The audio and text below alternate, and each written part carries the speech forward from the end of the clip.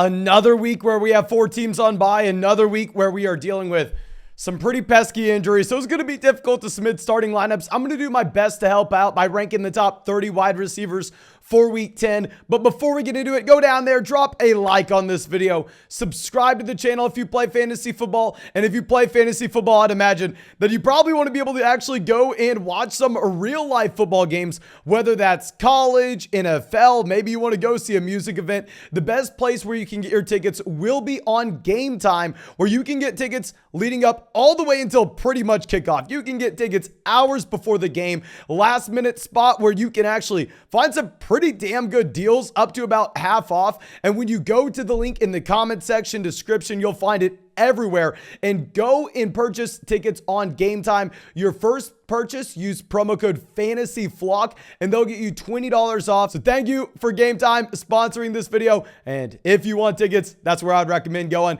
And that should be it. Let's go through. Let's dive into these wide receiver rankings. Starting off with the guy we had at number 1 last week, the player we'll have at number 1 this week, and probably number 1 rest of season here, Tyreek freaking Hill. Dear God, the man cannot be stopped. Now, Tyreek Hill has not gone through his bye, so this is a little bit deceiving, but still, Tyreek Hill right now has over 1,100 receiving yards, where the next highest wide receiver is at 867.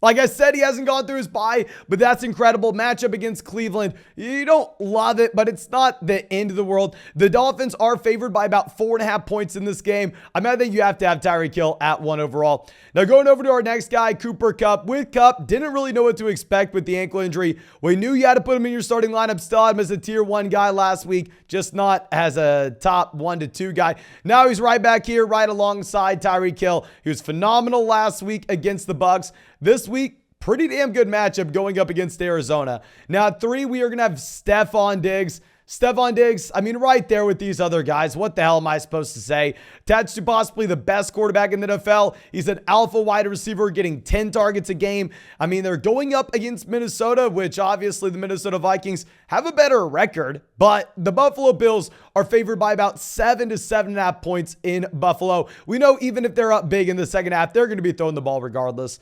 Now at 4, we are going to go with the other wide receiver in this game. We're going to go Justin Jefferson.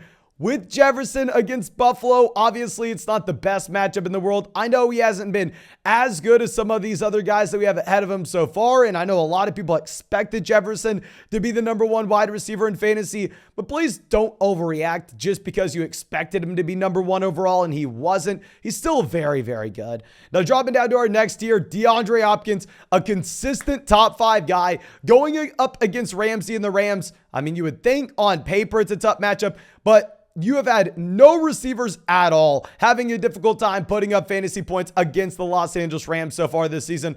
Actually, a pretty decent spot. This is a game where right now, you have the Los Angeles Rams favored by about 3 points. In a division game, that's very important. I think the loser of this game is probably a long shot to make the playoffs. I'm very excited to watch it. Now going over to our next option, Devontae Adams playing the Colts. We'll get to Michael Pittman later on in the video. I know our initial reaction when you have a head coach fired is to go, okay, this team is in a free fall. This team is spiraling out of control, yada, yada.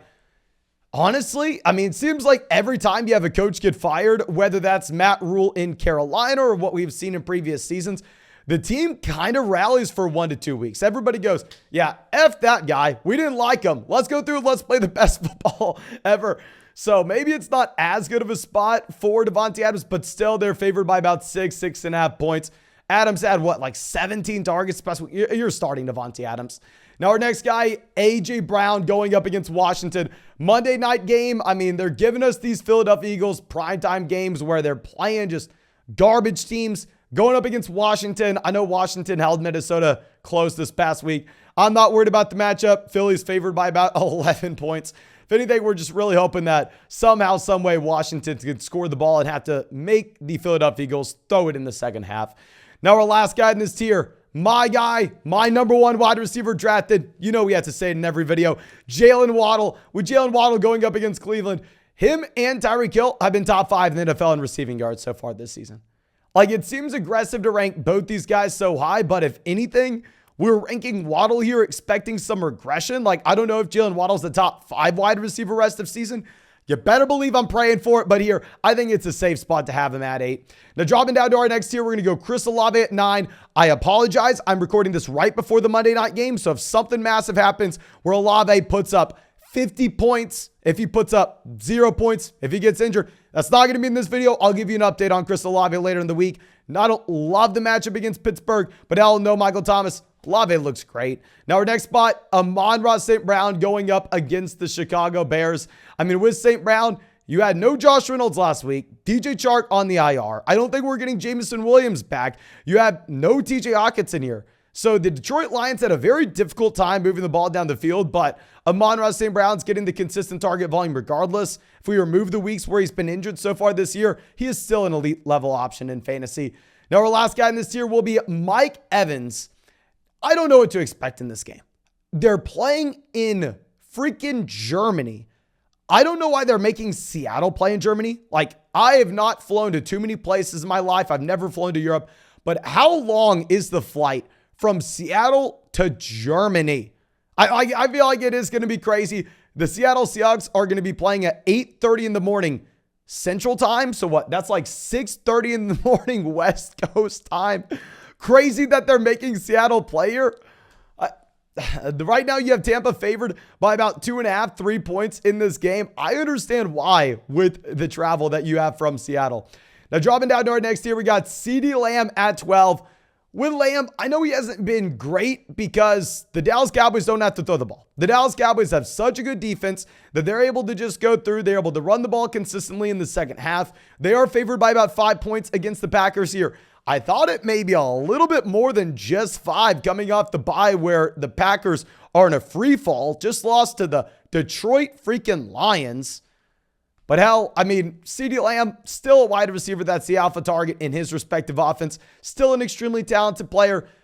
Don't hate the matchup against the Packers. Now our next guy in this same game, Allen Lazard with a brutal matchup going up against the Cowboys. And I did not draft Allen Lazard anywhere in fantasy this year. I called Allen Lazard one of the worst picks in fantasy. And I want to take my L. I want to apologize. And I want to say I was wrong. Which, you know, I'm quick to do that. When you're as wrong as I am with so many different things, you have to be willing to take your L's. I just think with Lazard, the situation entirely changed. We have no Randall Cobb on the IR. Now we have no Romeo Doubs with the high ankle sprain. Christian Watson just went back down with the concussion for the second straight week. So if we have all 3 of those wide receivers out, we combine this with the fact that the Packers have decided not to bring anybody in. Like, what are we doing? Go call Will Fuller right now. I know Will Fuller doesn't want to play in the cold, but how is he still on this? Oh my gosh. Allen Lazard, last guy standing in Green Bay. The targets are going to be there. Now, dropping down to our next tier, we have Amari Cooper at 14, playing in Miami. I mean, if you look at the home road splits for Amari, not great to say the least. He's actually higher than this from a per game standpoint so far this year. I mean, right now, the Miami Dolphins defense is looking like a little bit of a juicy matchup, considering the fact that they just let Justin Fields have a day on him. And I know Justin Fields is everyone's favorite quarterback, but I still don't buy into the Chicago Bears being an offense that's going to be able to put 30 points up on the board consistently. I think it's a fine matchup against Miami. Now, going down to our next guy, Chris Godwin playing in Germany. Godwin, I know the fantasy points haven't been there, but the targets have. You've gotten really unlucky with touchdowns so far this season with Chris Godwin. The man has scored 0. The touchdown rate is going to come up. I think Chris Godwin will be better going forward. Now, our next guy, Deebo Samuel. I did not forget about him. I know we probably got a lot of people in the premiere right now going, oh my God, where's Deebo? He's not a wide receiver 1 anymore, Deebo Samuel. I think we are being a little generous to have him as a mid wide receiver 2 here, knowing that now we have a fully healthy Kittle, Ayuk, and CMC involved in this offense.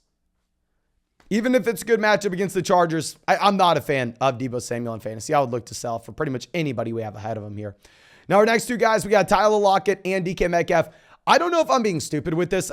There's a good shot that I am. There's a really good chance that I am being very, very dumb, but I am worried about Seattle going from Seattle to Germany. They're dogs in this game against the Tampa Bay Buccaneers. Obviously, you're still starting Lockett. You're still starting Metcalf. We have them as mid-wide receiver 2s. I just think it's going to be hard to project them as low in wide receiver ones, even if Lockett's been pretty damn close to that. And on paper, you shouldn't be worried about the Bucs passing defense. I'm a little bit worried about going from Seattle to Germany, and I could just be done with this. Now, our next tier, leading off with Juju Smith-Schuster. Didn't really get Kadarius Toney to involve this past week. Now, of course, Kadarius Toney's probably going to bump up his involvement as the season goes on. I'm more worried about the usage of McCole Hardman as well as Marquez Valdes-Scantling. If you get more Kadarius Toney in this offense, I think Toney and Juju play two completely different roles. The Kansas City Chiefs are just dropping Patrick Mahomes back at a record clip. Juju's getting a ton of passing volume. I think he's a locked and loaded top 24 guy. Now, Joshua Palmer is going to be in here at 20. I want to be hesitant to be super aggressive on Joshua Palmer here, knowing that, hell, there's a chance you have Metcalf. There's a chance you have Keenan this week. I mean, I've been saying that Keenan Allen's going to be back for God knows how long, and every single week, we don't have Keenan Allen back. So until we see otherwise, I'm planning on no Keenan. I'm planning on no Mike Williams, and we're rolling with Joshua Palmer as a must-start guy against the 49ers. Now, our last guy in this tier will be Christian Kirk against the Kansas City Chiefs. I mean, what we need to see is we need to see Jacksonville effectively move the ball down the field. I mean, Kirk was great this past week. Kirk is the clear alpha wide receiver one in this offense, but it's very similar to someone we're about to talk about in the next tier. A couple guys we're about to talk about in the next tier. You can be an alpha wide receiver one in your offense. However, if you don't have the passing volume to go around, doesn't matter. If you're playing in a piss poor offense, doesn't matter how many targets you're getting. And the next guy is the perfect example of that. Michael Pittman with Pittman. Sam Ehlinger's letting us down. It looks like this team's packing it in. Looks like the Colts are saying, you know what? 2022 is not our year. We'll take our shot with Bryce Young, CJ Stroud. Give us a year and we'll figure it out in 2023. However, I mean, I feel like this is a trend. I mean, I feel like there's something to this. That when that coach gets fired, I know a lot of people like the Indianapolis coach, but when that head coach gets fired, usually you have a small little rally for a team. I don't know if it's the opposing defensive coordinator doesn't know how to effectively game plan for an offense that he hasn't seen. With Pittman, I know he's been horrendous. He's been getting consistent targets. And the thing is with the Indianapolis Colts is it can't get worse. It can't get worse from where it's been. Now our next guy, Terry McLaurin, 23. You know I'm not a McLaurin fan, sell high guy literally every single week this season. Don't be surprised if he's on a sell high video again.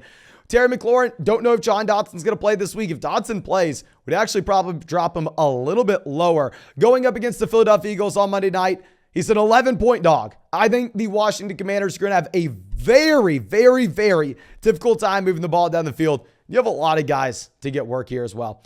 Now our next player, Gabriel Davis at 24. Perfect example of a boom-bust guy. In a non-PPR format, you are more excited about Gabriel Davis because, hell, the yards may be there, the touchdown upside may be there. However, in a full PPR format, he is simply not getting the target volume where you can be comfortable starting him every week. Stephon Diggs is that guy you should be very excited about. And then the last wide receiver in this tier, we are going to have Ayuk, Brandon Ayuk, good matchup against the Chargers, and has been much better than this so far this season. Like Ayuk has been much better than the wide receiver 25 on a points per game basis. However, keep in mind, we had no Christian McCaffrey for pretty much the entire season in San Francisco. We had George Kittle missing a large chunk of the year. We've had Deebo Samuel missing some time / playing limited. I'm assuming Deebo Samuel's fully healthy. I'm assuming they have Christian McCaffrey fully implemented here. And you have George Kittle. So I just don't see how there's enough passing volume in this offense where we can consistently project all these guys to be phenomenal options in fantasy. It's a good matchup against the Chargers. The 49ers are 7-point favorites here. Now dropping down to our last tier, Devonta Smith at 26. Very comparable to Gabriel Davis. With Smith, this is a wide receiver that is playing in an elite level offense that is a boom bust option. Now, the difference between Gabe Davis and Devonta Smith, and why I would rather have Gabriel Davis than Smith, is the Buffalo Bills, even if they're up in the second half, even if they are on cruise control, instead of just running it out, they're going to be throwing the ball in the fourth quarter. They're going to let Josh Allen go out there and rack up some passing yards. Whereas we've seen Philadelphia, they're really quick to just go, okay, yeah, let's hand it to Miles Sanders. Let's give the ball to Kenneth Gainwell. Let's kind of drain this clock down. Let's get out of here with the win since they are 8-0. I think you want to be playing Smith in more competitive contests where if the Eagles are 11-point favorites, I don't know how much passing volume is going to be here in this game. Now our next guy, Rondale Moore, 27. Rondale's been great. I think you can easily make an argument he should be higher than this. If you look at the past week, Rondale Moore was much better than this, but it was a great matchup against the Seattle Seahawks. This week against the Rams is what it is. I think you probably get a little more Robbie Anderson involvement and obviously DeAndre Hopkins getting 10 targets a game. Now our next guy, Jerry Jeudy, you know, the wide receiver one in Denver. Okay, let me flex on everyone here. No, you are not going to see Courtland Sutton in these rankings. No, you should not be starting Courtland Sutton. With Jeudy, still not that excited about him. He's playing with Russell Wilson. Looks to be a very bad passing offense. I know they're coming out of the bye. I mean, right now, going up against the Tennessee Titans, you did have a ton of points going over to the Kansas City Chiefs receivers last week, but that was just because you had what? Freaking 70 dropbacks from Mahomes. I don't think you're going to get that same kind of volume when it comes to Jerry Jeudy and the Denver Broncos. Right now, if we're looking at the spread on this game, you actually have the Titans as 3-point favorites at home. So I'm assuming they're going to try to slow it down and run the ball consistently with Derrick Henry. But now our next wide receiver, DJ Moore, 29. He was our number one sell-high wide receiver a week ago, knowing that, hell, the Carolina Panthers offense was going to take a significant step back. They weren't going to continue to average 30 points per game. Yeah, they crashed and burned. Baker Mayfield somewhat saved them in the second half, but hell, they got boat raced. Okay, I don't think that's a safe spot to go. Okay, yep, I think we should be going through and getting excited about Baker. No. It's a very bad offense. I know DJ Moore did phenomenal against the Atlanta Falcons previously, and you know what? I think it is fair to say that we have DJ Moore ranked too low here. I wanted to illustrate the point to have DJ Moore lower than a lot of other people would because, I mean, while I like DJ Moore in fantasy drafts this year, I just got it wrong and I want to be off of him. We will move him to the top of this year, though. We'll move him to the top. Now, our last guy, Deontay Johnson at 30. With Deontay and George Pickens, we'll have them back-to-back here, actually. Going up against the New Orleans Saints, don't love the matchup. You have no Chase Claypool. Interested to see how this Pittsburgh Steelers offense changes. But right now, the Pittsburgh Steelers have had some of the worst passing game numbers in the entire NFL. I believe Kenny Pickett's rolling out there with 2 passing touchdowns and 8 interceptions so far this year, which it is very difficult to be excited about that. But I think that's all I got for you. Of course, thank you so much for checking out this video. If you enjoyed it, go down there, drop a like, subscribe to the channel if you play fantasy football. If you have any questions, feel free to drop them down there in the comment section below. And if you want to get tickets to any game, any music event, anything this year, I would highly recommend going to the link in the comment section, the link in the description, going and checking out Game Time. Last minute ticket deals. Get those tickets up to half off, sometimes even a little bit more. Use promo code FANTASYFLOCK and you'll get $20 off your first purchase. But thank you again. I appreciate you. I hope you have a great day and I'll be good to see you in the live stream tonight.